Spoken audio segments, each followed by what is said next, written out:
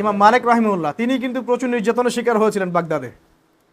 হ্যাঁ, ওই যে কিছু মানুষ যে হাত বাঁধে না, এমন করে দাঁড়া থাকে না, ইমাম মালিক রাহিমাহুল্লাহকে এত নির্যাতন করা হয়েছিল যে হাত তিনি বাঁধতে পারেননি, অনেকদিন নামাজে হাত বাঁধতে পারেন নাই।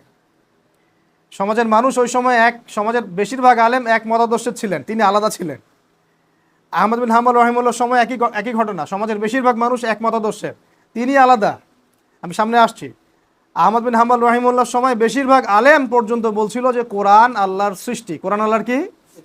তিনি একাই দাঁড়িয়ে বলেছেন কোরআন আল্লাহর সৃষ্টি নয়, কোরআন আল্লাহর কালাম। কোরআন আল্লাহর কি? ব্যাস, সরকারি নির্যাতনের শিকার হলেন, একদম জেলখানায় ঢুকিয়ে মায়ের শুরু হলো রিমান্ডে। তো পরবর্তীতে ওই জালেম শাসকের পতন হয়ে গেছে, কিন্তু আহমদ বিন হাম্বল রাহিমাহুল্লাহর পতন হয় নাই। পরবর্তীতে জালেম শাসকের পতন হওয়ার পরে নতুন শাসক এসেছে, তারা আহমদ বিন হাম্বল রাহিমাহুল্লাহর মূল্য কদর বুঝতে পেরেছেন, তাকে আবার সম্মানিত করেছে। এটা এই আপনারা ইয়াতে পাবেন, ইসলামের ইতিহাস পড়লে পাবেন।